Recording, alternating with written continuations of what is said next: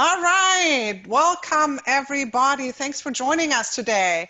And so we'll give you a little bit behind the scenes of HRvsVirus Hackathon, what it was, and then we'll do a deep dive into the solutions. Have some room for Q&A at the end, so please put your questions in the chat as we go, and we'll get to that in the end. And then we'll also talk about next steps.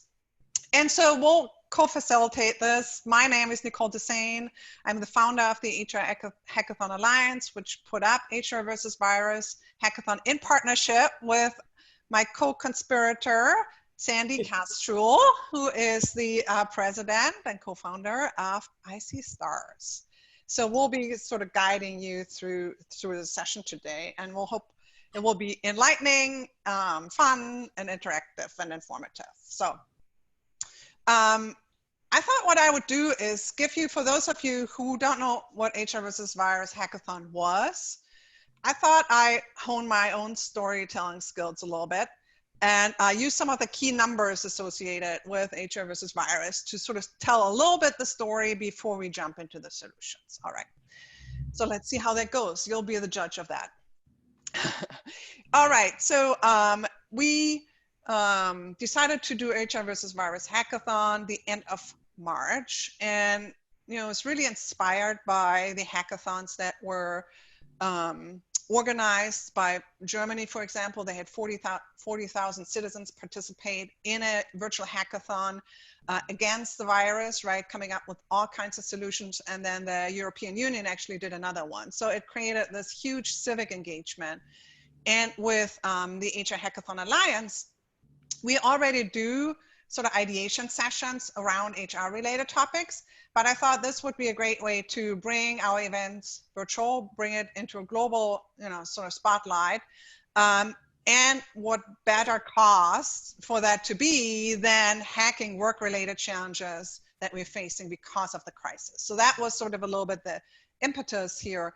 And so we built a website where that information was housed, where people could learn more about the hackathon, where people could sign up for it, submit challenges, and now that's where also the solutions live. So if you haven't had a chance, check it out. It's HRvsVirus And so within the last, so this number is as of today, so within the last 8 weeks, we've had 2,912 page views, which is, a lot. So excited about that, about the, obvious need that this has met. Slack interaction. So I got the question a lot, what sort of tech stack or what technology did you use for the virtual hackathon? And we used Zoom for video interaction, and then Slack, so for the teams to coordinate, and then Google Docs to document the solutions, and each team was asked to sort of craft their solution and put it in Google Docs.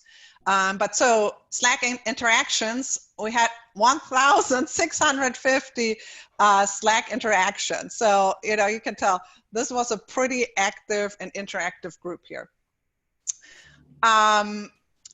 And then also, evidently, we made it on some YouTube lists. So one of the deliverables that each team had to create was a 2-minute pitch video of the solution they created.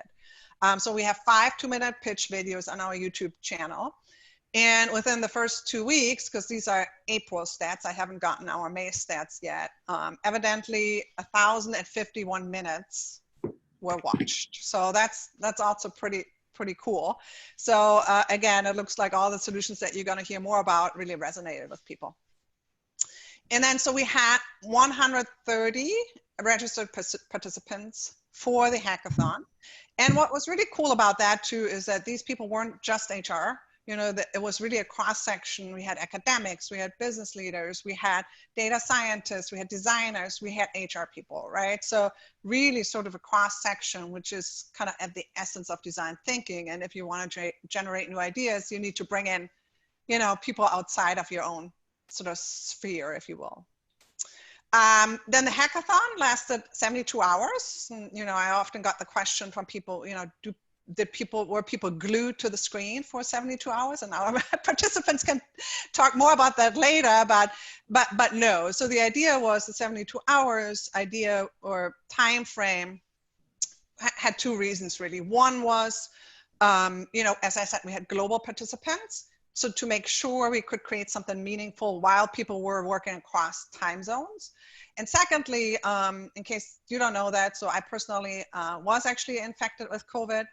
Not bad, and we're all better now, but through that, I learned that the 72 hours is actually the time you have to be symptom-free before being released from self-isolation. So it kind of has also symbolic, it had kind of a symbolic taste to it, because obviously we are here to hack the virus. So that was that meaning behind it.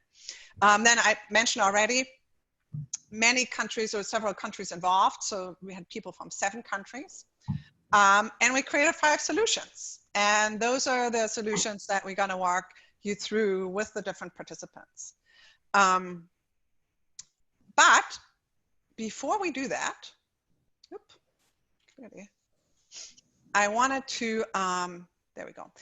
I'm still trying to navigate some things here in Zoom, but so the thing that we also did was, so the end of March, we asked people all over the world to submit challenges, right, that they experienced, because we really wanted to make sure we were hacking things that were top of mind. But as you know, almost every week, the challenges associated with this crisis have changed, right? I mean, it's like rapidly changing.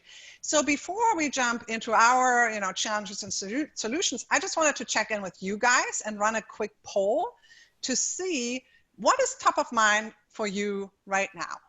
So let me launch the poll. So pick one of these challenges. So there's 5 challenges. If none of them is top of mind for you, you can click other. And if you select other, please put your other, the specifics of that, in the chat. So we'll give you a few minutes.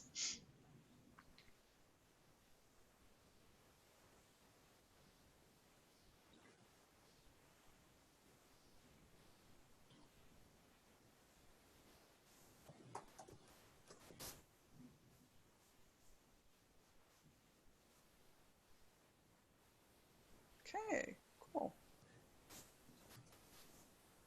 Share results. All right.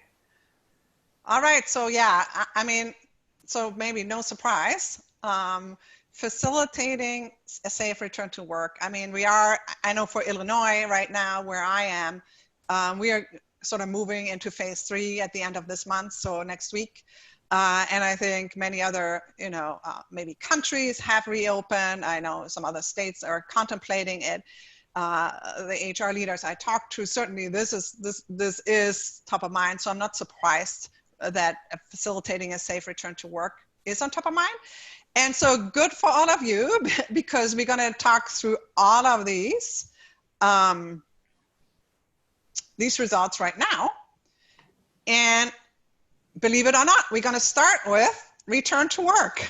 So that was one of the teams actually dedicated their time during the hackathon to how might we facilitate sort of a safe return to work and everything that has to deal with it. And the representative from that team with us today, who's going to share a little bit more about that, is Halima McWilliams. Halima, welcome. Thank you. Can you hear me okay? Yes, perfect. Perfect. So, the questions are here in the background that I want to go through, but we can weir off a little bit of that. But why don't we start with you telling me a little bit about, or tell us, so somebody who was not part of the HRvsVirus Hackathon, how would you describe your experience? Let's see. I would say fast-paced, energized, and mentally exhausting. Mm-hmm. Mm-hmm. Mm-hmm. But it was a good mental fatigue by the time it was over. It's almost like when you do a workout, you hate even going to the gym, you have to, but once the workout is over, you're actually like, I did something really good for myself. And that's kind of how it felt afterwards. You knew that on the other side of this solutioning that you were doing something good and it was worth the time spent. So that was a really good part of the experience. Mm-hmm, mm-hmm. Yeah, so tell us, you mentioned already the solutioning. So tell us a little bit about your team solution. What was it? What challenge did it address? And how did you get there? So ours was definitely in regards to a safe return back to work, and really how do you think about the emotional and capacity of what this means and people's anxiety and concern and fears, but also understanding and balancing how do we still operate as a business because that part is required as well. And so the solution was really centered around the whole human being front and center, and the whole human really being the mom, the dad, the caregiver of an elderly person, the single person, really thinking about different scenarios or personas and how do we hopefully speak to that in this solution. And so the solution that we came up with, we wireframed, which was a new term that I learned during this experience, which is basically just, creating a diagram of what a cell phone app will look like screen by screen. And we came up with a solution that not only spoke to the daily building occupancy, because based on whatever city or state or country that you're in, there's certain occupancies per building, requirements and regulations right now. But this app allowed for individuals who used it to see what the daily building occupancy was, if capacity had been reached, to inform them as to whether or not they would be allowed to come to the building and, collaborate with people, or if they would be having another work from home day. But additionally, the app also gave daily cleaning schedules and created other safety kind of communications throughout the app. So individuals had just a peace of mind in knowing that daily cleanliness protocols were being kept up to date and regulated, so that if they did choose to come in, or if they were planning to say maybe it's on a Monday and they knew that they had a meeting that would be better in person on a Thursday, they could appropriately plan for that and also schedule coming into the office, and that therefore they would be planful and occupancy wouldn't be a concern because they've already reserved their space for that day or whatever that time frame is. And that was really what we came up with in a matter of 72 hours. And I'm just curious, I mean, it's so cool, obviously, that you ended up with the app. Did you discuss maybe other options along this? And was return to work always going back to an office in your discussion? Or because now I think we're seeing hybrid solutions. I know back then, maybe not, but so I'm just curious, did you discuss hybrid solutions, maybe other solutions, or what was sort of your path to the app? Yeah, I don't think we got there in regards to, the kind of place where we are now. As you mentioned earlier, this evolved so much and so quickly that at the time of the hackathon, we weren't at a place where we were thinking about working from home being a more permanent solution for organizations. Ours was kind of solely centered and focused on returning back to an office. But also the individual who brought forth the challenge to the team, or as we were solving for it, her organization had already implemented some practices to where their employees weren't going to be going back until maybe October or even the beginning of 2021.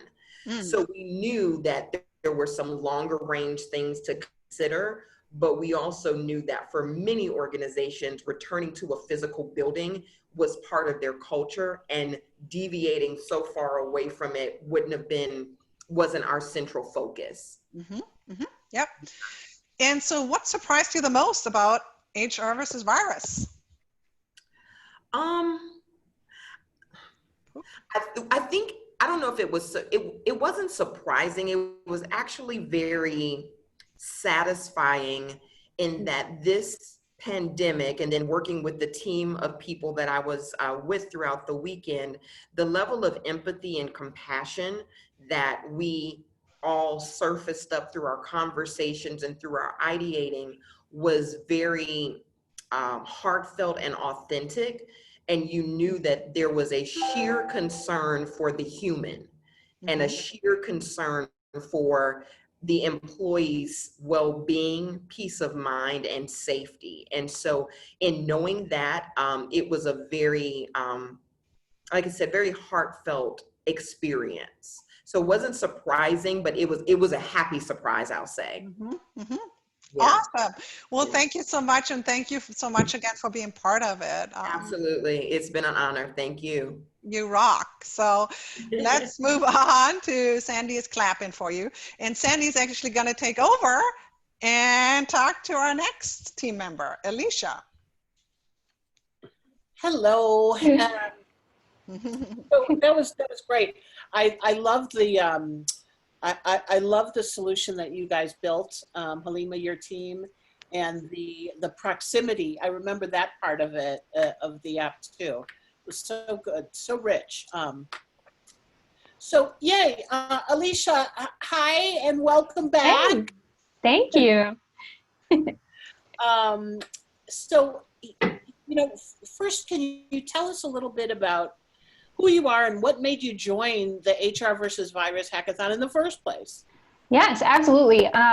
So I'm Alicia Banks-Gabriel. I just got a job through this crisis, which is such a blessing and incredible. I'm now the VP of People and Culture at an agency called One and All, focused on marketing and advertising for nonprofits, based in Los Angeles and in Atlanta. So Susan, I'm hoping to come and visit you sometime soon, and we can meet up together in real life. So, and what brought me to the hackathon, of course, Nicole and the whole, you know, Disrupt HR community has been so impactful to me in my experience in transitioning from creative advertising into the talent space. And so I'm forever grateful for that and will always participate in anything. Right? I think we all are. Everyone who knows Nicole says if she asks you to participate in something, the answer has to be yes. Absolutely. So how would you describe the HRvsVirus Hackathon experience?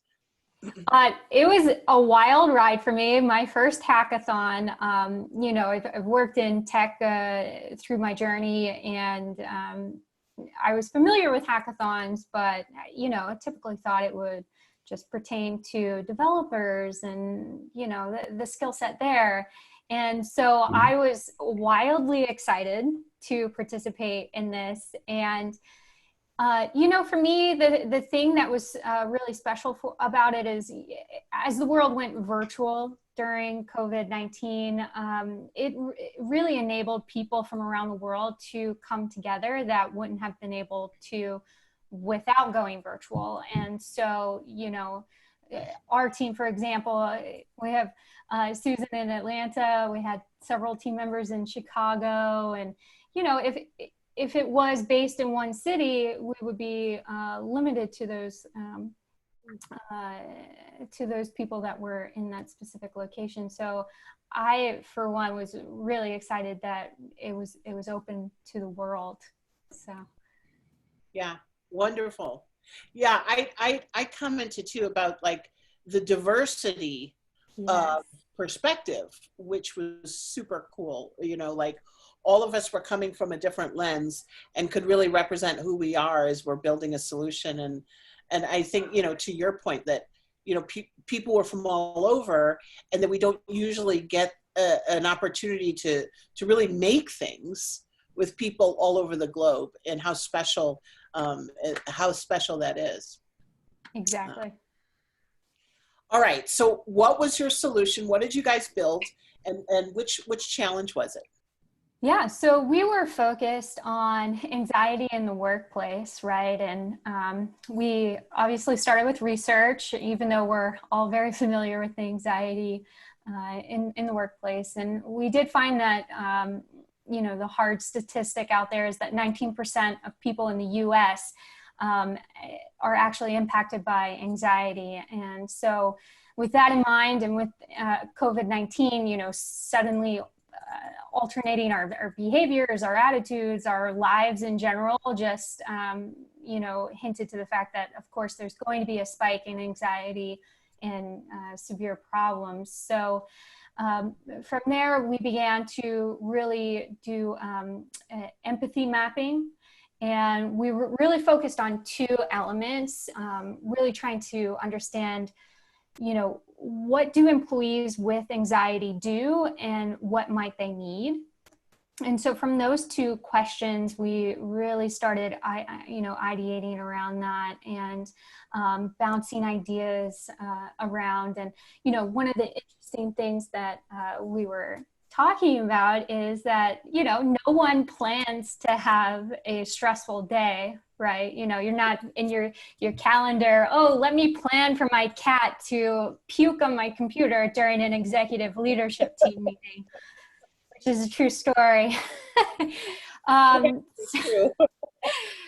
nightmares, you know, so you know, and life happens, right? And we're all learning about that. And as talent leaders, you know, acknowledging our people who are experiencing that anxiety in the workplace, which is now also the home place, we need to acknowledge that and really offer support to them. And so from that mindset, we really came together and we had a myriad of amazing ideas, but and then we did like a voting round and discussed, you know, well, we think this idea is better because of this, and, you know, really debated it around. And that's how we landed on Tap In, Tap Out.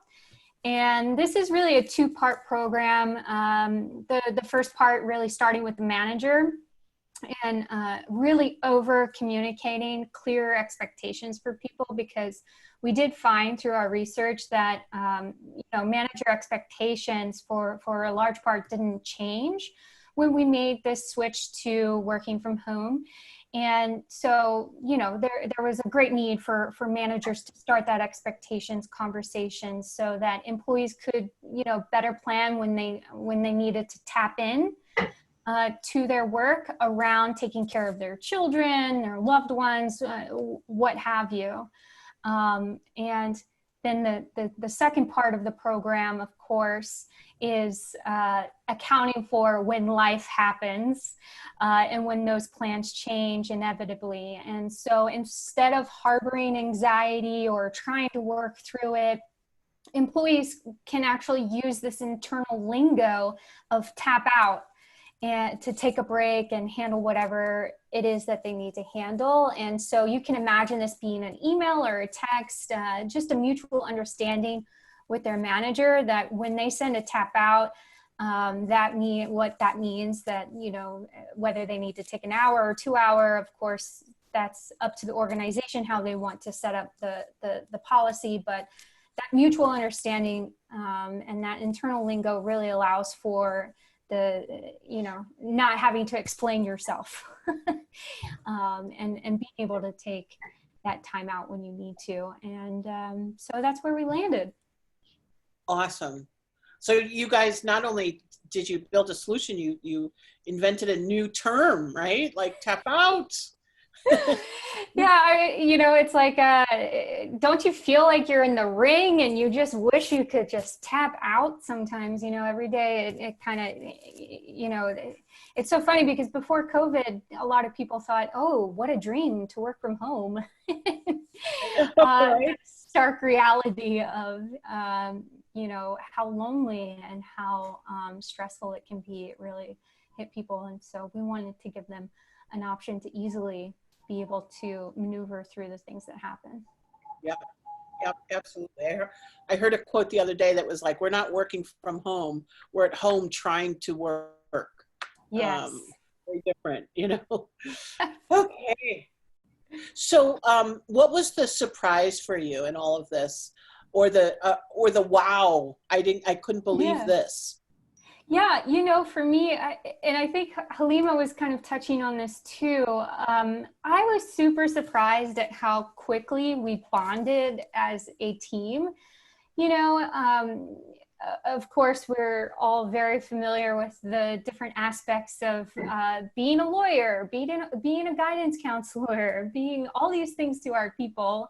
And so we have a certain familiarity. And then with COVID, just being able to see other people's faces and personalities and interacting with new people, I think all of these elements came together and really helped us bond as a team very quickly, which of course I think led to our amazing idea to help with anxiety in the workplace. Awesome. All right, thanks, Elysia. Great tap in, tap out. I love it. I loved it ever since I heard it. Oh, thank you so much, Sandy. Thanks, Sandy and Alicia. And now we are on to our next topic, which was virtual onboarding. And the team member who's going to join me for that is Vicky. Hi, Vicky. Hello. Hi. With the beautiful background, love it. Vicky was known at the HRvsVirus Hackathon for her amazingly creative Zoom background. So she's demonstrating that here once again. So tell us a little bit about yourself and your experience with HRvsVirus Hackathon. How would you describe your experience? Hi, everyone. I'm Vicky. I actually study at Northwestern. I just completed my master program. And then until like the first day or second day, I know that Nicole actually was an instructor for my program. I didn't know that before. And I knew the hackathon from one of my my classmates, and then I joined in order to, because I'm in New York now, so I really want to like reconnect with the people. I thought it's gonna be a lot of people in Chicago. That was my first intention, because I want to reconnect with the community that I have in Chicago. But it's a good thing that I do see a lot of familiar faces, but at the same time I see a lot of people, a lot of new people. And I think the journey overall, the 3 day for me, it's like a emotional roller coaster. So we have the everyday pump up call by hosted by Nicole, which is good. And then I remember like on the first day and the second day, we have the right amount of structure, I think. The first day is about discovery. So we know that we have to do interviews and surveys and something. But there are a lot of ambiguity too. Like, how are you gonna do discovery for a project on one day, just one day? And that's the kind of like when you are down emotionally, and then the second morning, you know, you're gonna handle ideation. You're gonna finish ideation on this day, and it's a lot of emotion up and downs.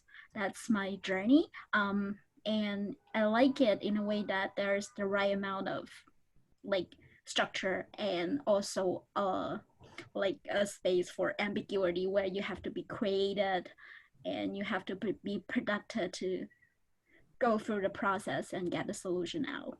I like how do you describe the roller coaster? You forgot the last day, which was solutioning. What was, just curious, what was the emotion there? It's like it's the most stressful day, I think. The last day. Yeah.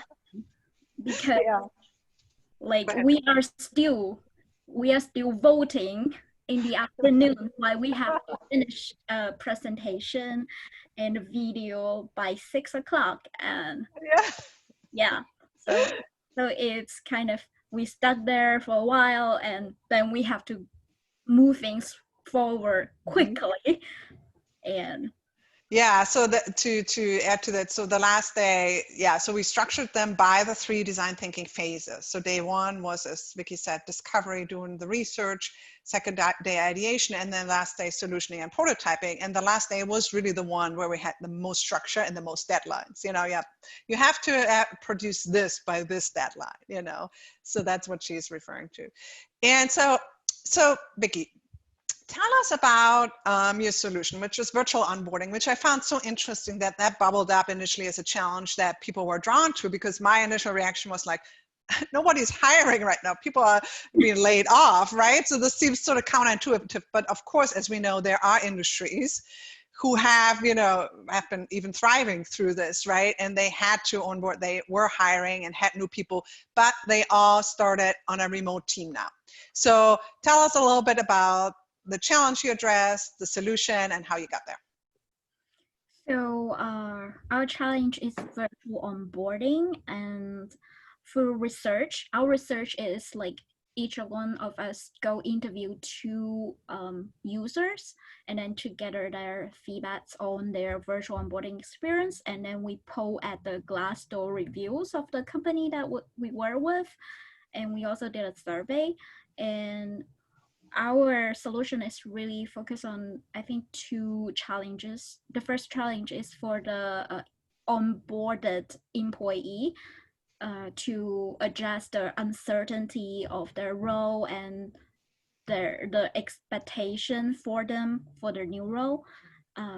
Because when you are onboarded virtually, you really like missing that connection person to person. So you might not be clear about what's expected out of you from your team and what's next going forward. And then the second point that we address is for the managers, because according to our challenge owner, that the managers of this company they are really busy with their own job, so they don't have a lot of time to invest for this new onboarded employees. So we are trying to address the lack of time for managers and also the feeling of uncertainty and lacking of expectation clarity for the new employees' roles. The solutions we come up is a all-in-one web page where the onboarded employee and the hiring manager and also the HR team can see what journey of the onboarded employee is. They all go to this web page and then they know what needs to be done for this new hire. And on each step, there would be an email push for the involved party. For example, today there is a meeting for this new hire to have maybe with the hiring manager. So the hiring manager and the onboarded employee will each receive an email reminding them that they have this meeting. And so it's an all-in-one share web page among 3 parties, and then they can have clarity about what's going to happen next. Yeah. I love that, because so, and I think it applies also if you're back in the office, like for a regular onboarding experience, because the issue with onboarding in general is there's so many parties involved and it's really hard to clarify around roles. So I actually always call it the ugly stepchild of HR, because everybody points to somebody else who should own onboarding. So I really love your solution, and I think it can be applied in a real life setting as well, because it clearly outlines, and I love you, they have like a visual of the journey before the person starts, when they start, and after they start, and the different roles and the prompts. So I love that. So what surprised you, or what was your big aha moment about HRvsVirus? So the first surprise that I think is the diversity of people. We have a member from United Emirates, and then our mentor or our facilitator is from UK, Belinda. Mhm. So we have a global team. So we have to coordinate around the clock on like maybe when we are sleeping, Belinda is actually doing some work. So that is a surprise. Mhm. But it eventually works out. So it's a good virtual team experience. Mhm. And the second surprise, I think, is like you really can solve any problem with design thinking.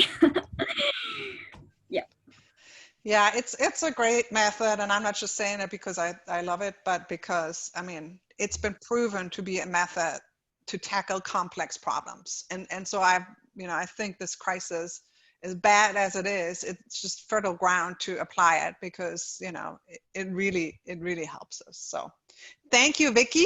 And now we're gonna go on to Adam and Sandy. Take it away. What's up? So Adam was on my team. Full disclosure, we're teamies, so yay for us. Yeah. Sorry, I don't look like my. I don't really look like my professional headshot anymore. My apologies. We could still tell it's you. True. It's just like no pandemic, Adam. Yeah, this is. Yeah, hair salons are closed, Adam. So Adam, tell us a little bit about you and how did you come to the hackathon? Yeah, so a little bit about me. Formerly in the corporate and agency recruiting space, turned HR. So used to be the sole HR and corporate recruiter for a large private investment and property management firm. Was actually impacted by COVID in mid-March. And so since then, I've been doing a variety of different things, including hackathons, giving seminars on bias branding, writing various HR topics for different publications. And yeah, how I came to the hackathon, I don't really know where I found it from. I think somebody I follow on Twitter was actually promoting it. I think Elena was promoting it, Nicole. And I've been following her for a while, and I was like, this is really cool because we're trying to solve problems related to the virus, and it's HR centric and it's free. So for me, I actually was familiar with sort of the design process. I had like facilitated something 4 years ago. We had done like lean canvas, and I was like, this is cool. Now I get to be an actual participant. So it was really interesting. I was the only Texan, and then there was a lot of Chicago folks, and then there was somebody from South Dakota. So we didn't have that international flair. But we did have a variety of different people who brought some different perspectives.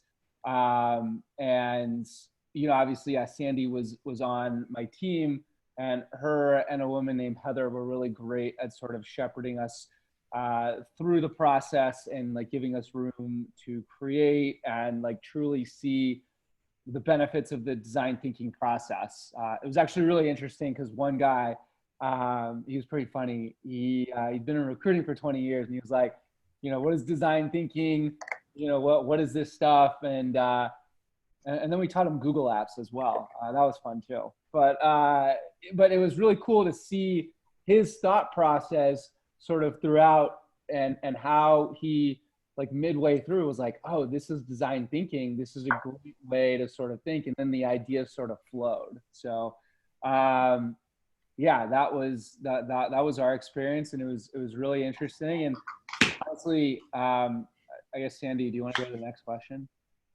Sure. Yeah. No. And I just want to echo kind of what you said in that, again, the diversity of the group. But you're right. Like midway through, once we understood the tools and the platform and the methods, like we were on fire, and that was like dealing with change in all of this madness, but then even dealing with change in terms of technology and tools, it was a really powerful experience, I think. So okay, so drum roll, here it is. the most awesome solution from our team. Yeah. So, and what was really interesting about it too, so our whole thing was, there are a lot of HR, talent acquisition, people operations folks that are out of work, but yours truly. And so it was a very, very relevant solution. So what our solution was reimagining your career using design thinking. And ideally, what people would do, HR, TA folks, people folks, was they would be in this 3-day boot camp that's very similar to a hackathon. But the idea is you're using the design thinking process to, define the problem of your career, define the problem, ideate, and then ultimately prototype your career and almost reimagine it. So, maybe I'm not a recruiter, maybe I'm more of like a product focused people person. And the idea is by the end of this design thinking camp is you'll have a purpose, you'll have several different ideas for your career, and you'll have a direction. And then not only that, but you'll also develop mentors. You'll also have a network of mentors that will be following up with you for a specific amount of time. So, it's creating a support system, but also creating a support system, reimagining how you think about your career, but also redeploying you to the most effective ways possible. And that's the challenge, is like a lot of it. So the third question is, how did you get there? And what we actually did, we actually LinkedIn bombed, Facebook bombed a lot of different laid off like TA people groups. And, we asked them questions. That were like, would you stay in, like, how long would it take for you to leave talent acquisition or people or whatever industry you're in, and why? And what we wanted to figure out was, okay, why, how long would it take for people to leave that field? What do people need the most? And, what's important? And a lot of people we found struggled with, career direction and just a lack of understanding of the resources surrounding their career. So, we did it through research, and then we had, I think it was like 25, 30 different ideas, 30 different ideas that we kind of combined into one. So does that kind of answer the question? Yeah, absolutely. And I would just add one more thing. So I think you're right. Like the customer interviews and the research that we did, and having that whole first day, I think our surveys went out at like 10 o'clock that night, and that by morning we had like over 100 responses. Like it was so exciting to see people coming back with things and challenging some of our assumptions, right? Like how long before you got a job, to your point, before you would leave the industry altogether? I thought that was such a nuanced question about like, how long do you wait? And how passionate are you about what you're doing, or is it time for a change? So coming up to the last question, what surprised you the most, or what was the wow in it for you? I guess the first wow was teaching Ed about Google Apps. That was funny. But I think the wow for me, I guess what surprised me is how quickly it all came together. Like we had 30 different ideas, and we all came from a variety of backgrounds, and like we were all pretty set in our solutions. But once we decided on our design thinking course, it was amazing that like in the ideation process. So I think, I don't know, Sandy, I don't think you were there, but like with me and Ed and I think Arlie, it came together very, very, very quickly. Like we were like, you know, here's how it's going to be done. Here's what needs to be covered. And so I think that sort of goes to show that, like, if you define the problem well enough early in the process, and, you know, you do enough ideation and you have enough empathy behind the problem, I mean, it's the first step of the design thinking process. Once you actually decide on that idea, it makes prototyping very, very, very easy, because I mean, obviously, like, Sandy, you kind of put us to shame with your PowerPoint. Like, that was like the most detailed prototype, you know, I had ever seen. But I think in the design thinking process, and I think all of you on this should understand that, like, if you do a good enough job on the first 3 portions of the process, then that sort of prototyping and testing becomes a lot easier. And now it's like, bam, like, we can test it, and then we can just receive constant feedback and make it better and customize. So, does that make sense? Yeah, yeah, absolutely. And I think you're right. Like, trust the process, the design thinking process. And by the time you get to building out a solution, it's all the tracks have been laid, you know? Yeah, absolutely. Yeah, and I think, you know, to Vicky's point earlier when she said, you know, you can solve any problem using design thinking. I think our solution is just that. Like, we all geeked out so much in the process that we were going through in the hackathon that actually became our solution. Like, how do you build a posse of support for someone who's in transition? So, and I just, before you go to Mackenzie real quick, I just want to add to your point. It was also really interesting because we all worked with various sources, like various parts of people who were in different processes. Like, you worked with entry level, you know, obviously I was in a company, Ed worked with mostly senior level, some people worked with mid-level, and like, our solution was built sort of such that it puts all those expertises into one, and was able to fit the needs of every single group we wanted to hit. So. Thank you, guys. And last but not least, Mackenzie, yay. Hello. So Mackenzie's going to talk about her team and meaningful connections. What does that mean, Mackenzie? Well, we'll get to that in a little bit. But first of all, tell us a little bit about yourself, how you got to HRvsVirus, and how would you describe your experience? Yeah, so I'm a UX designer, but before transitioning into design, I worked in HR for a few years. So I've been exploring ways to merge these two, and actually the week of the hackathon, I was laid off as well. So I just felt like this was definitely an opportunity for me to kind of get a taste of this, bringing design thinking into HR, and obviously do some networking as well. Met so many people, and it was just an amazing experience. I think Halima nailed it though by saying it was exhausting. Definitely an exhausting experience, but in the best way, and just really rewarding. Cool. So what was your solution? What challenge did you address, and how did you go about it? Yeah, so our team's original challenge was about making meaningful connections during social distancing. So I think there were a lot of assumptions tied to that people are having a hard time connecting during all this. You know, maybe people are getting a little bit closer just because we're bonding over this experience, but that's not going to last forever. So we obviously started with some research, and we quickly learned that people are actually having positive experiences during this time. So they're actually being more productive in a lot of ways. They have better time management.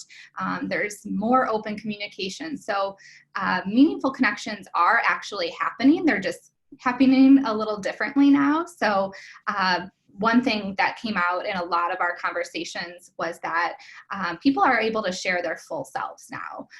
That's what is allowing people to make these meaningful connections, is that these walls are kind of being broken down. We're having these Zoom conversations and everyone's getting a look into our real lives, you know, the kids running around in the background, or a messy house, whatever it is. So it's creating this open space for people to really be their full selves and connect with one another on a different level. So that was really cool to see that, but it was also kind of shocking that the challenge presented to us wasn't actually the real challenge. So we reframed it a little bit. We ended up saying, you know, we need to solve for continuing to build these meaningful connections through the rest of the pandemic, but then also beyond. You know, how do we continue allowing people to make these types of meaningful connections that they've been able to create during the pandemic, and you know, bring that into the work, whatever that means. We didn't really know at the time, you know, what that was going to look like, and we still don't, obviously, but yeah, so that was kind of where we landed, and we ended up creating a solution that we ended up calling Open Space, and it, you know, basically was an internal tool, like a mobile app for employees, and it had 3 main features to it. So one was what we called the hallway. So this was a chat room that kind of replicated the experience of bumping into either colleagues in the hallway or like the water cooler chats, because we heard that a lot too. That was maybe the most negative thing that they're experiencing right now, is that they're not able to just kind of have those spontaneous conversations anymore. And we also had a section for stories where people could continue to share stories, all non-work related, so that people can continue to connect with each other on a more personal level. And then also a community section where employees could collaborate with leadership and actually have an impact into how these meaningful connections get, you know, how it works for the rest of the year, throughout the whole year, not just during the pandemic. So it was a way to kind of just share ideas and have an open communication between employees and the HR teams. Mm-hmm. And how did you get to an app? Yeah, good question. We had a lot of really awesome ideas, and we actually ended up doing a effort versus impact chart, which I forget who it was, but it wasn't even someone on our team. Someone jumped in, helped us out, because we just had so many awesome ideas, and they ranged from you know, more digital solutions to more service solutions. So we didn't really know which direction to go, but the impact versus effort chart really helped us organize like what was going to make the biggest impact for us, and something that we could actually do quickly in the short amount of time that we had. So we ended up having just a couple in that section that would work, and then we did a vote. So that's how we landed on an app. Cool. And what surprised you the most about HRvsVirus? Well, this is my first hackathon, so I really didn't know what to expect at all. I think one surprising thing was that the team was a little small. So I was the only designer, and everyone kind of was the only person in their area of expertise. So that was shocking, but also ended up to be really a good thing, because we all got to kind of lead our different areas and take ownership. So that was shocking. And I also think that maybe it wasn't a surprise to me, but a good takeaway was the importance of doing research early on, because a lot of times, you know, you're going to think you know what the problem is, or you think you know what your users or, you know, employees in this case want or need. But our team it was a really good example of that's not always the case. You really have to listen to them. What is the actual problem? And by us doing that, we actually changed the whole direction of our project and ended up creating the solution that was the right solution, and not something that people probably wouldn't end up using because we weren't focused on the right challenge. Awesome. Well, thank you so much to you and all the other panelists. Stay on, because now we're moving to what's next, you know. So we have a few thoughts, Sandy and I, and then we want to maybe take 1 or 2 questions. So what's next, and how can you get involved? So definitely check out all these solutions. You got a little, you know, taste of them, but all of them, the comprehensive case studies are on our website.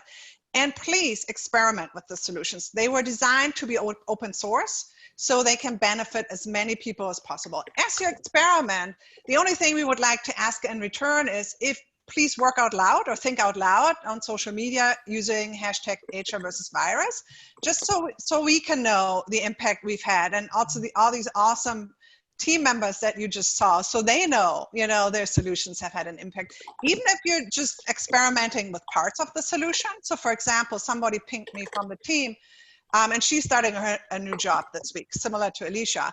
And she said she's actually going to use some of the virtual onboarding structure for her own onboarding, right? And she's going to think out loud. So, if you can share that, that would be awesome. And just make use of it. It's meant for everybody. And then maybe consider running your own hackathon internally. As we said, challenges morph, so run your own. If you need help, that's what I do. Let me know.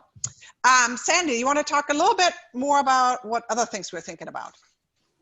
Yeah, so it's fascinating in all of the solutions. Some are high tech, some are low tech, and some are no tech. And so when we start to talk about how can we actually take these solutions to the next step or scale them up, IC Stars, if you don't know, is a technology leadership and business training program for low-income young adults. And so we are constantly learning how to build apps and websites and things like that. So we'd love to think about how might we use the IC Stars talent to build out some of these solutions and then really push them out. So we're excited about the opportunities there.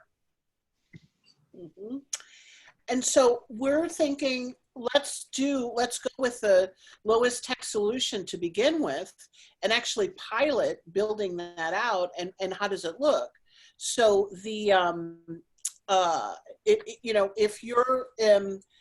if you're in transition, we would love for you to participate, and this would be the solution that Adam and I talked about, where you build a posse of people and use the design thinking process to build out your sort of mentoring and journey map as to your next gig and kind of the things you need to get along the way. So we're super excited about that. And again, if you are in transition, let us know. And we'd love to have you start with us on the pilot. Yay! Okay, and now we have a time for maybe 1 or 2 questions. Let's see if you guys have put some questions in here. A lot of,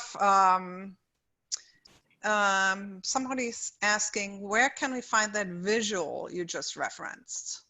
I'm not sure anymore what that relates to. But so really everything you can find on the website. Yeah, Sandy, you know what it relates to? Yeah. So if you go to HR, somebody already posted that. Exactly. So HRvsVirusHackathon.org, you find all the visuals, all the videos, all the documentation there. And it's impressive. Check it out if you have not yet already done so. Yeah, and it's also, it's really, we ask the teams to document their progress, right? So let's say the solution they came up with is not what you need right now, but then you can jump to their other ideas. Maybe there's one, or you can jump to their research and you can benefit from the research, right? So make use of that.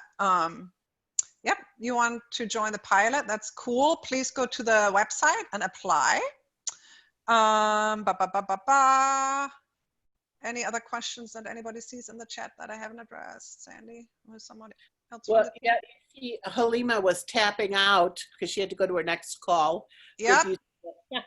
Yeah, and somebody's dog. Yeah, I think we don't have any more questions, and somebody's dog clearly is saying we should end the session. So I'll send a follow-up email to everybody just with the links again and how you can apply if you want to join. So you have that in your inbox. Also, the recording will be available, and you can share that also with people who weren't able to join. So thanks again, all the panelists, thank you again for all your awesome work. Thank you, Sandy, for your partnership in this. And I hope you all found this useful. Bye. Thank you, Nicole. Thank you, Sandy. Thanks, guys.